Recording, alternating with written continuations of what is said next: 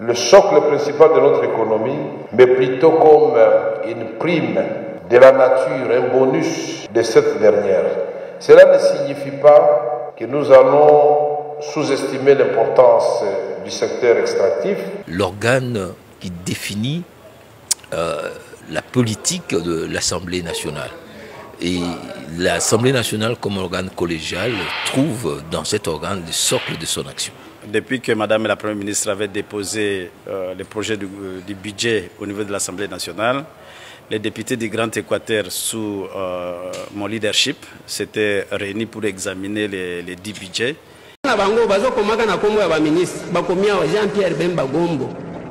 Jean-Pierre Bemba Gombo, vice-premier ministre, ministre des Transports, voies de communication. Azola Kabisoni, honorable président. Alors, une année, Oyo, a consommé la 60 avions. Et nous avons conféré sur la possibilité de financer effectivement ce barrage pour que la population de Kisangani puisse avoir de l'électricité normalement.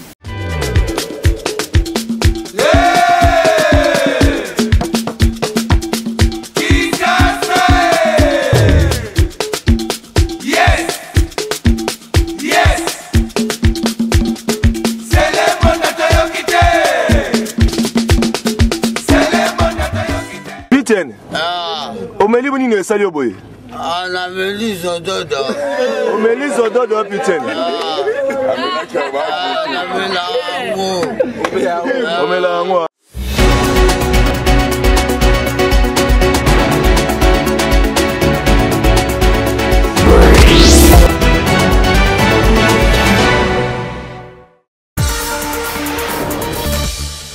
La plénière de la Chambre basse du Parlement a examiné le jeudi 31 octobre 2024 le projet de loi de finances exercice 2025 porté par la chef du gouvernement Judith Suminwa Tuluka. Dans sa communication, le président de l'Assemblée nationale, le professeur Vital Kamerhe, a invité l'exécutif national à la redéfinition de la place de ressources naturelles dans l'économie nationale sans sous-estimer le secteur extractif, car, a-t-il rappelé, la dépendance excessive de ces ressources expose la nation aux nombreux risques.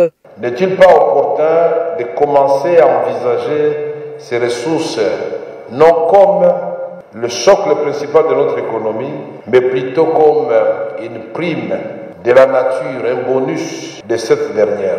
Cela ne signifie pas que nous allons sous-estimer l'importance du secteur extractif dans la définition de l'espace budgétaire national. Au contraire, il s'agit de rationaliser et d'optimiser l'exploitation de nos ressources en garantissant une gestion transparente et efficace, tout en maximisant les retombées économiques et sociales pour la population en général. Je m'inscris dans la ligne qui consiste à focaliser nos efforts sur la relance de l'appareil productif national pour assurer une croissance durable et résiliente. La dépendance excessive aux ressources naturelles nous expose à de nombreux risques.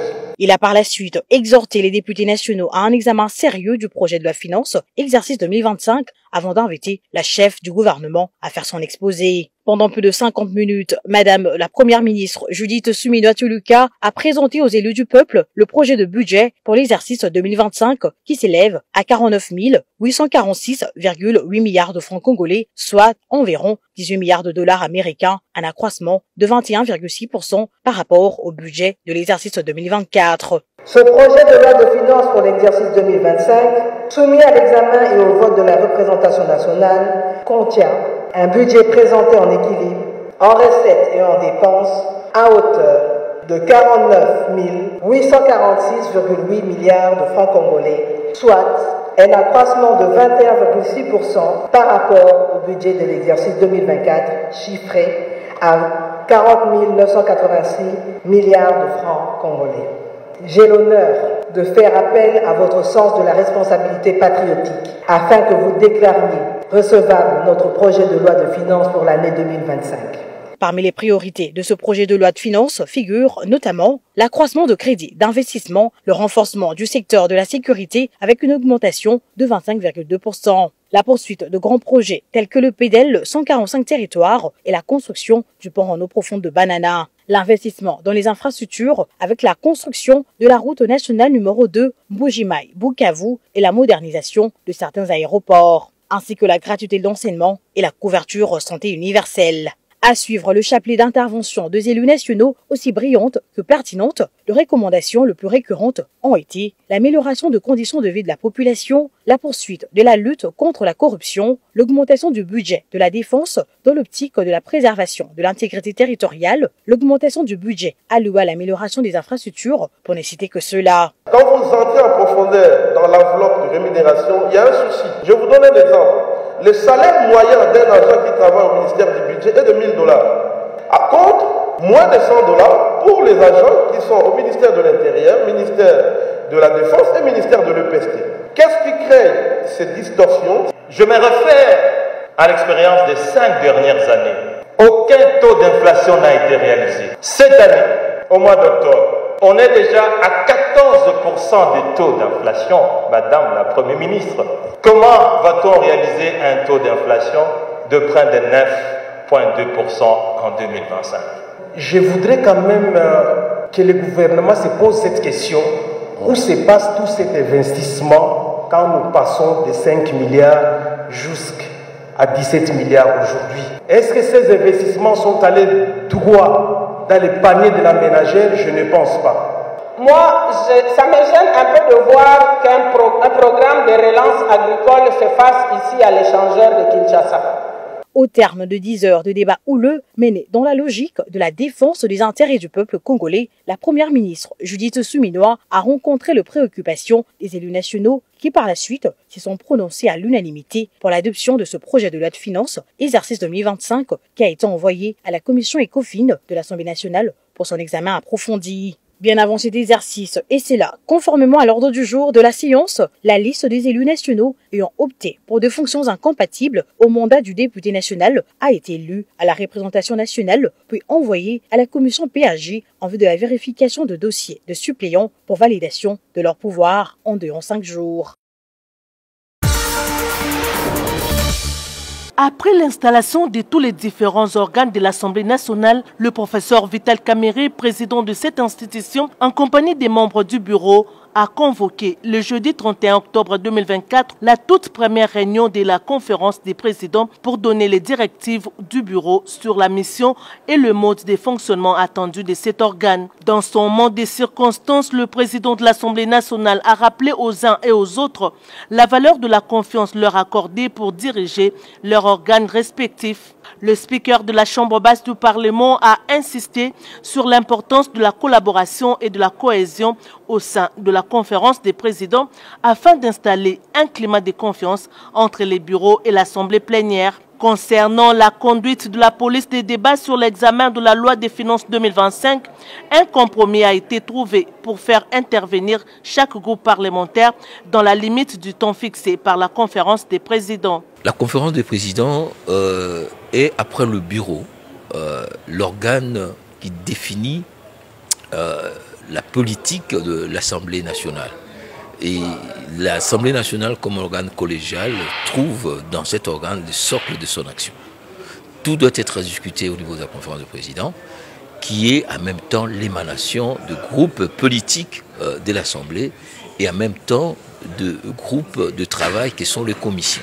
Donc c'est autour de la confluence de cet organe que tout se décide pour la conduite de l'Assemblée, sur le plan stratégique de l'action de l'Assemblée, pour l'ensemble de la session, mais aussi pour l'ensemble de la législature. Les députés nationaux du Grand Équateur ont émis les vœux de s'entretenir avec le speaker de la Chambre basse du Parlement avant de se soumettre à l'exercice du débat en rapport avec la plénière. Depuis que Madame la Première ministre avait déposé le projet du budget au niveau de l'Assemblée nationale, les députés du Grand Équateur, sous mon leadership, s'étaient réunis pour examiner les 10 budgets. Et ce matin, nous avons tiré la conclusion que l'espace Grand Équateur est le plus grand oublié de ce budget. Voilà pourquoi les députés avaient estimé de rencontrer le numéro 1 de l'Assemblée nationale pour lui exprimer ses regrets, ses mécontentements.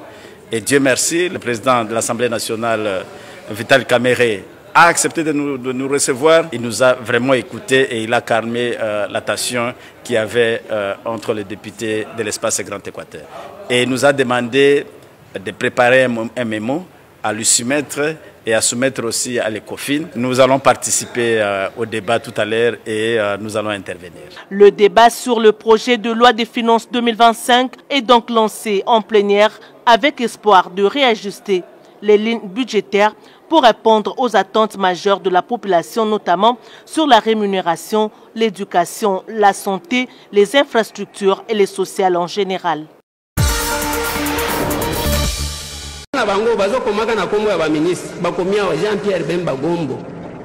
Jean-Pierre Bemba Gombo, vice-premier ministre, ministre des Transports, voies de communication. Azola Kabisoni, honorable président. À l'Obina, une année, Oyo, à Kosombe, la viso 60 avions. Ça y est ici. 60 Bandegonanga. Déplacement à Zoloba, Awa Makambo et Kobimao. Balobi Boy. Si vous avez sa référence, vous avez prendre.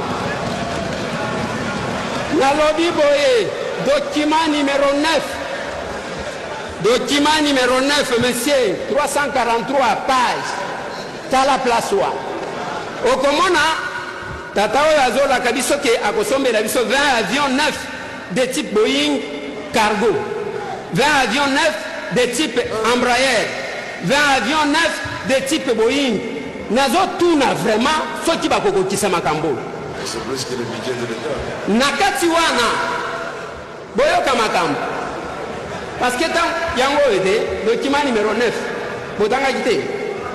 Ba intimida kabisa na ba document ebele metozo tanga namndam. Nakati awa honorable président. Balobita kawana te. Makambu modèle bazola kabiso aw et okomana ke ba hors bord awande ba yeko préciser ke ba kosombe la biso 70 hors bord mais oyo ba somba ki to éviter ce qui est wapi ce qui ba tchaka ngo wapi avec un budget comme ça ils ont mis la même 5 ans parce que le budget annuel tire sa source nakati ya programme ya quinquennat ya gouvernement. Je vais vous donner encore une autre référence. Nazana programme ya gouvernement yango page 37 okomona bazola kabiso ke banzela bakotonga ekozala je crois 3400 km oyo bazoloba oui balobi bakotonga 3750 km mais na programme oyo ya année moko bapesi biso ekomi 15 813 km. C'est la démagogie qu'on finit de service. Et ce qui nous dérange, c'est quoi? Et je vais demander à l'honorable président, quand le gouvernement voudra faire le programme et gouvernement, ou bien le budget, il y a un rapport et vacances parlementaires, c'est le langue programme. C'est ça la réalité.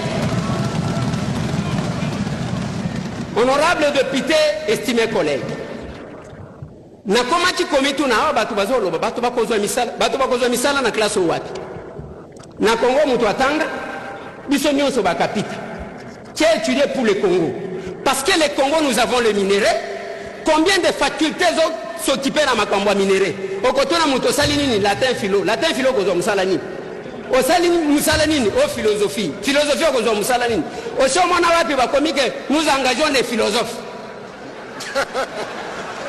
biloko tokotiko tanga tozotanga te Éthiopie ezali awa ils se sont développés en aviation et tous les enfants on les oriente vers l'aviation biso tozana wana na enseignement ya ba belge o bapesaka biso totanga kaka cours mine langue na bango. Jacques Amri a écrit pour dire ceci: pourquoi parlerai-je une langue où est né le maître? Tozalaka fier na miloko na biso balobi yango ndambu ya mathématique ndambu balobaka il y a histoire moi j'attendais que dans ces programmes du gouvernement voyez bisabiso que système éducatif balongola biso na colonie bisabiso na réalité ya mboka na biso. Ce n'est que ça qui va développer notre pays. Si les autres Zawane qui a découvert l'embouchure du Congo, Diego Kao, c'est que Batouana va Congo na Bazalakate.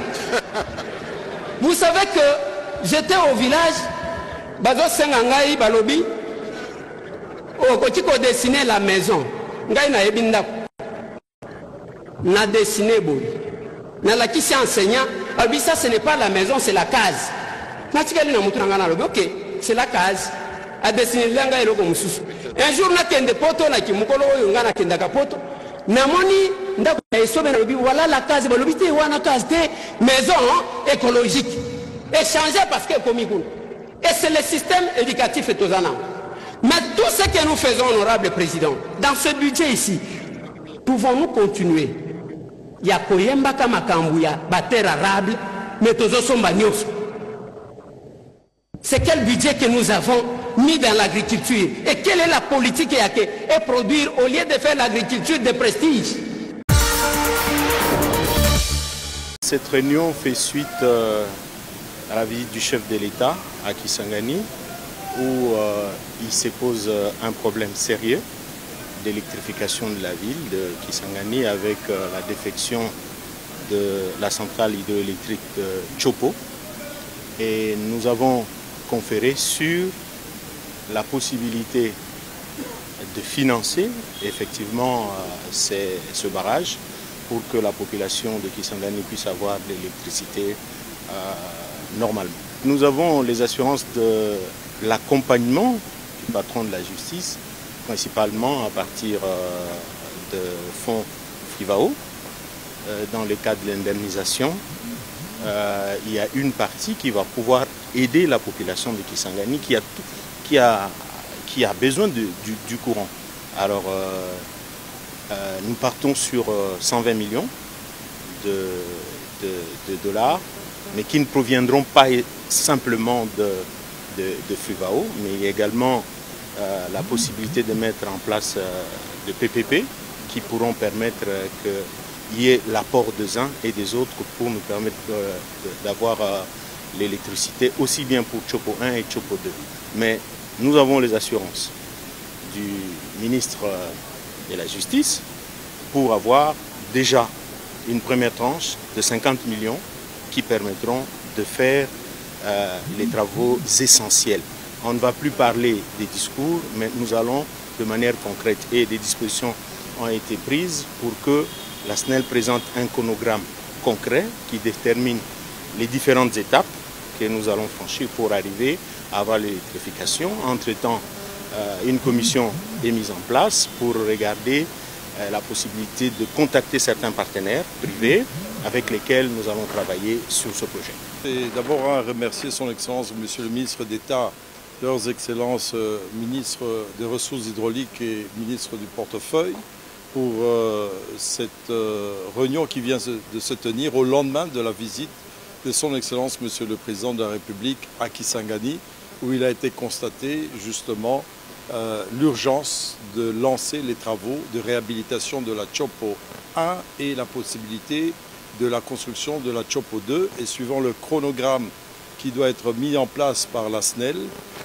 et qui a déjà une enveloppe qui est connue, comme l'a dit le député, de 120 millions, FRIVAO, à travers le ministère de la Justice, a garanti une enveloppe de 50 millions sous le contrôle donc, de leurs excellences, Monsieur le ministre des Ressources hydrauliques et du Portefeuille, qui sera mis à disposition de la SNEL. Et étant donné que ce montant ne suffira pas pour l'ensemble, la contribution des parlementaires est demandée pour qu'il soit alloué aussi dans le budget 2025, 2026 et 2027 la subvention du gouvernement pour terminer ce financement qui sera complété par un partenariat puisqu'il a été proposé une société de gestion de projet qui sera mise en place entre la SNEL et un partenaire pour la finalisation des travaux et la gestion de cette production électrique dans la ville de Kisangani. Donc nous lançons un appel à cette population pour leur dire qu'après cette visite du chef de l'État, les choses sont prises en main par leurs excellences, Monsieur le ministre, ainsi que les parlementaires pour que très rapidement, et nous félicitons cette promptitude en tout cas des ministres, pour que nous ne parlions plus beaucoup, mais que nous passions aux actes sur la structure à mettre en place, les décaissements et le début des travaux. Son Excellence, le Président de la République était à Kisangani la semaine dernière dans le cadre de l'inauguration d'un certain nombre de nouvelles infrastructures, mais aussi par rapport au Gélocost, à l'initiative de réparation des effets de la guerre. Et parmi les maux qui taraudent les populations aujourd'hui à Kisangani, il y a la problématique de l'électricité. Les infrastructures qui existent aujourd'hui sont vieilles, elles ont plus de 70 ans. Et il est temps de renouveler, de remoderniser tout en partant du barrage, mais aussi du réseau, et puis en regardant aussi de façon très pragmatique comment, dans les mois qui viennent, avec les moyens qui sont mis à disposition, on peut satisfaire les demandes les plus basiques, c'est-à-dire une électricité continue, moins de délestage et un bien-être amélioré. Et donc, comme leurs excellences l'ont dit et comme les caucus des honorables députés de la province l'a dit, tous les efforts sont réunis à présent pour que nous allions vers les résultats, pour que dans 3 mois, dans 6 mois, on voit la différence concrètement. Nous sommes ici dans le cadre d'une mission de négociation pour un nouveau programme économique et financier classique, comme celui qui a été achevé en juillet dernier. Et puis aussi, nous allons négocier un nouveau programme pour soutenir les efforts de lutte contre le changement climatique en RDC. Donc, nous sommes ici dans le cadre de la négociation de 2 nouveaux programmes. Donc, nous avons rencontré le ministre des Finances, le ministre d'État du Budget, la gouverneure de la Banque centrale et les autres cadres pour lancer un peu cette mission, discuter des grands objectifs de la mission. La mission va durer à peu près 2 semaines et au bout de cela, on vous rendra compte des résultats de la mission. Les assemblées provinciales qui sont présentes à Lubumbashi. 4 jours ont suffi à quelques membres du gouvernement national, au gouverneur de 26 provinces, au président de l'Assemblée provinciale, à quelques députés provinciaux, au monde scientifique et universitaire, aux acteurs socio-économiques de la FEC, à la société civile et aux nombreux partenaires sous la coordination de l'ANAPI d'harmoniser les efforts nationaux et provinciaux pour bâtir un environnement des affaires compétitif et attractif en République démocratique du Congo. En ce jeudi 31 octobre des clôtures, le gouverneur du Haut-Katanga, Jacques Ablakatoué, s'est dit satisfait de voir sa province accueillir pour la 2e fois ce rendez-vous organisé par l'Agence nationale pour la promotion des investissements, ANAPI, sous l'impulsion du vice-premier ministre et ministre du Plan. Il a aussi rendu hommage au chef de l'État Félix-Antoine Tshisekedi Tshilombo, qui ne ménage aucun effort pour améliorer le climat des affaires en RDC.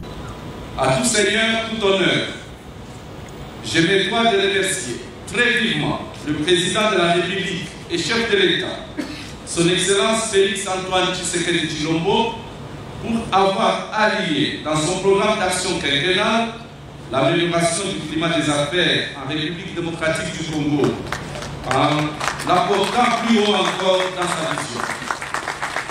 Vous avez, chers conférenciers, fait montre de beaucoup d'assiduité pour produire un travail de qualité pour lequel je tiens à vous féliciter. Au nom de son Excellence, Monsieur le vice-premier ministre, ministre du Plan, ainsi qu'au mien propre. Soyez-en fiers, comme la province du Haut-Katanga est fière d'avoir abrité ses assises. Et comme également toutes les autres provinces sœurs sont fières d'avoir contribué par leur présence remarquable au succès incontestable de cette session. Notons par ailleurs qu'avec l'engagement actif des gouverneurs et des différentes parties prenantes, ces assises permettront une appropriation des réformes clés pour dynamiser les investissements et stimuler la création d'emplois dans tout le pays. La deuxième... 6 présumés voleurs répartis en 3 infractions. Willy Ngoy Mwanabouté, présumé escroc au nom de la présidence de la République. Shadrach Youmb, présumé voleur de cathodes. Et le 3e groupe composé de Mpoyo Nzema, Kaboué Moïse, Kazadi Jonathan et Mouepou Parfait, présumé voleur d'un véhicule Ford Explorer, 5 500 $, 1 800 000 francs congolais et d'autres biens de valeur volés chez un cadre de la GECAMINE après l'avoir blessé ont été présentés ce jeudi 31 octobre 2024 au gouverneur de province Jacques Yabula Katoué par le ministre provincial de l'Intérieur Jean-Jacques Kashiba Tambo. Il y a celui qui est en polo vert, c'est un complice, hein? Lui, l'organisateur du vol de cathodes. Et c'est lui qui est devant pour arrêter et tuer même les chauffeurs étrangers et les convoyeurs. Quand vous aviez compris qu'il y avait le corps sans vie mis en sac, il est parmi et les 4 autres sont des casseurs de vitres qui ont cambriolé des maisons, volé des voitures, blessé les propriétaires de la voiture et volé quelques biens de valeur. En réponse, le gouverneur de province Jacques Yabula Katoué a salué et encouragé les forces de l'ordre pour les efforts consentis afin que la population vive dans la quiétude. Monsieur Ngoy Mwanabouté, Willy, il s'est fait passer pour un agent de la présidence. En réalité, il n'est pas agent de la présidence. Et la carte est là qu'on a trouvée sur lui. Et là, c'est l'escroquerie. Tous ceux-là qui ont été victimes de son escroquerie, s'ils sont là, ils peuvent voir le ministre de l'Intérieur. Si vous le reconnaissez et qu'ils auraient pris quelque chose qui vous appartient, au nom de la présidence de la République, il faut voir le ministre de l'Intérieur pour que nous puissions suivre les dossiers de près. Donc, il n'est pas un agent de la présidence. Le voleur de cathodes aussi, il est totalement impliqué dans le vol de cathodes et donc on va le déférer devant les instances compétentes pour que les investigations soient menées et que nous puissions mettre fin à ces réseaux. Le présumé escroc au nom de la présidence de la République, Willy Ngoy Mwanabouté, et les présumés voleurs de cathodes Youmb Shadrach ont été transférés aux instances supérieures à Kinshasa et les 4 autres présumés voleurs seront jugés sur place. Le secrétaire général du parti politique Ensemble pour la République appelle la population du Sud Kivu et de la République démocratique du Congo en général à barrer la route au projet visant le changement de la constitution du pays. Vouloir changer la constitution de la République démocratique du Congo, telle qu'envisage l'Union pour la démocratie et le progrès social IDPS, et le chef de l'État Félix Antoine Tshisekedi Tshilombo, ça peut réveiller les démons, à savoir les rébellions, les associations de gangs et d'autres formes de raccourcis pour chercher le pouvoir. C'est un message dangereux qui risque de réveiller les sécessions et des divisions. C'est en ces termes que s'est adressé le secrétaire général du parti politique Ensemble de Moïse Katumbi lors d'une matinée politique organisée dans la salle Concordia de l'archidiocèse de Bukavu le mardi 29 octobre 2024. S'adressant aux cadres et militants de son parti, Bolengetenge a dit que le changement de la Constitution constitue un grand risque de réveiller le vieux conflit. Ce n'est pas acceptable et notre message est que tous ensemble nous puissions nous lever pour que cette mésaventure-là s'arrête. Nous avons d'autres sujets de discussion dans les pays. Le président n'a nous proposer les débats sur d'autres sujets. Sous la modération du président fédéral de l'Ensemble pour la République, Anselme Ndjungu, les participants ont eu l'occasion d'échanger avec le secrétaire général sur d'autres questions en rapport avec la redynamisation de leur parti. Les partis politiques qui défendent encore les valeurs républicaines, comme les nôtres, Ensemble pour la République, LGD et j'en passe, sont donc obligés de sensibiliser la population pour qu'elle se mette debout, qu'elle dresse son front, de manière à ce que nous puissions obtenir de libérer les processus pacifiques d'accession au pouvoir. avant de passer à la compétition électorale proprement dite, qui est supposée être une compétition civilisée, une compétition saine, ni têter la fraude et les tricheries. Malheureusement, pendant que nous devrions dire il faut une loi électorale consensuelle, il faut une CENI consensuelle, le président lui-même nous a surpris, le président de la République, en disant que les malheurs de notre pays ont comme source la Constitution. Nous ne sommes pas d'accord avec ça. C'est pourquoi nous disons à nos frères et sœurs congolais, à partir de ceux du sud Kivu où nous nous trouvons, que la Constitution, c'est la Constitution que nous avons, c'est cela au moins qui nous garantit encore notre vivre ensemble pacifique. Si on touche à ça, parce qu'il y a un groupe de compatriotes qui veut demeurer au pouvoir durablement pour satisfaire ses appétits de jouissance, on risque de réveiller des vieux démons, des divisions, des sécessions, des conflits qui vont nous coûter encore du temps et des ressources, alors que notre pays va déjà très mal. Notre pays ne va pas bien. Le peuple congolais doit se préparer à se donner des dirigeants à la hauteur de ses aspirations, de ses attentes et de ses espérances. Aujourd'hui, nous avons une gestion de la chose publique qui ne nous rend fiers en rien. Dans aucun domaine de la vie nationale, le Congolais peut être fier de lui. Ni sur le plan éducatif, ni sur le plan de la santé, ni en termes d'infrastructures, ni en termes de création d'emplois.